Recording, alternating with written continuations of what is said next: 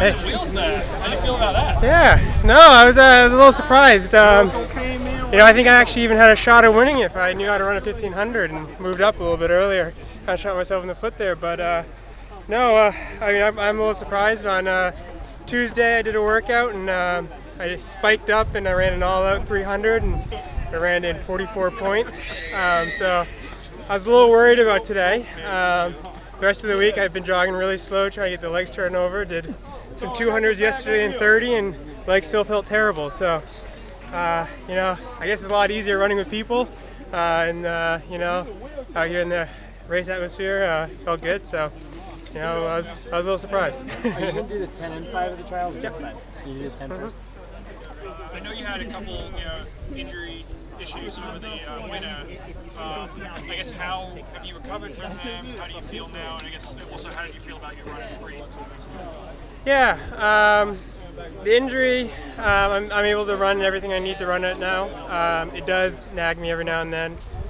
Yesterday doing strides, my track, Dartmouth, they ripped up their track, and so I've been pushed off to the high school track in Hanover, which has a lot of nice waves in it, and it's not the best. And my Achilles started flaring up yesterday, and actually did a few last 200s than I was supposed to because it started hurting. So the injury is something that I just have to stay on top of, and I'll have 3 or 4 days where I don't feel it at all, and if I don't stay on top of the rehab, then I'll come right back. So I think it'll be something I'll have to try to manage for the rest of the season, and hopefully in off season they'll go away. How do you manage that?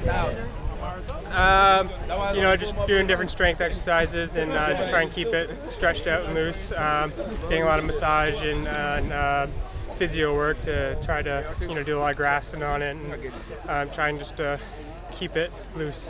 Ben, did you expect a time like this today? Not after Tuesday, I didn't. But 2 years ago, I did a time trial on the Dartmouth track by myself and ran 3:37. Training partner at the time, Sam Chalanga, held a stopwatch for me. So I knew I was a little bit faster than my PR from I don't know how many years ago indicated. No, I didn't think today I was going to have the strength that I had. What does that translate to? Last lap of the 5K or 5K is a completely different animal.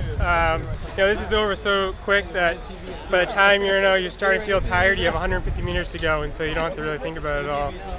The 5K, depending on how you're feeling that day, that last 7 laps can be a death march, or you can feel great all the way to the line. So something like when I ran a couple weeks ago, they went out quick, and I wasn't probably really ready for that with my training, and kind of suffered the last 5 laps. I was able to hold on for a 13:12, which isn't a terrible time, but it was one that I was surviving in as opposed to racing in, and so whenever you're in a race and you're in survival mode, it's never a good race. It was nice to be able to actually race today. But does it tell you something about kind of fitness, speed, what you can do, what's potential for 5K ticket, even though they are different animals? Yeah, I think it just means that the training is where it should be. I train by myself. My coach, Tim Bro, lives down here, and we see each other maybe once every other week. And so it's really hard to know where you are in your training.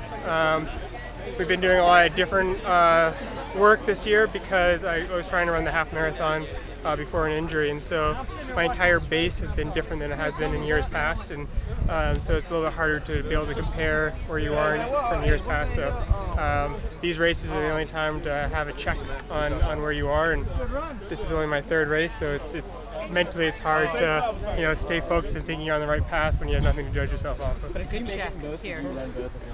No. You just do. Well, we'll have to see. I have to qualify first. The dream and the goal is the 5K. I really enjoy the 5K.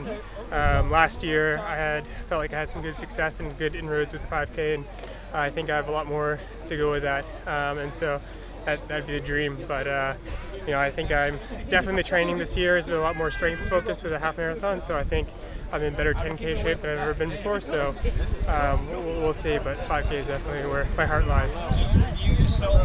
There's several guys who are very good at the 5K right now in the US. Do you view yourself as the favorite in that event going into the trials? The 5K, especially at the trials with the championship racing, is such a fickle thing. and guys like Ryan Hill has phenomenal closing speed, and there's a bunch of 1500 guys that moved up, kind of like a Garrett Heath that has phenomenal closing speed. And so, if it is a tactical race, it's a little bit trickier. If it's hard from the gun, which I kind of hope it will be, I think it'll eliminate things down a little bit more, and I think I'll have a good shot either way. But if it's a little bit faster from the start, I think I'll have a better shot. So what does this effort out there, U.S. leader in the 1500, do for your confidence? You mentioned, the championship. Oh, it's nice. I mean, guys haven't run the 15 hard yet this year, so there's not too much you can take from that.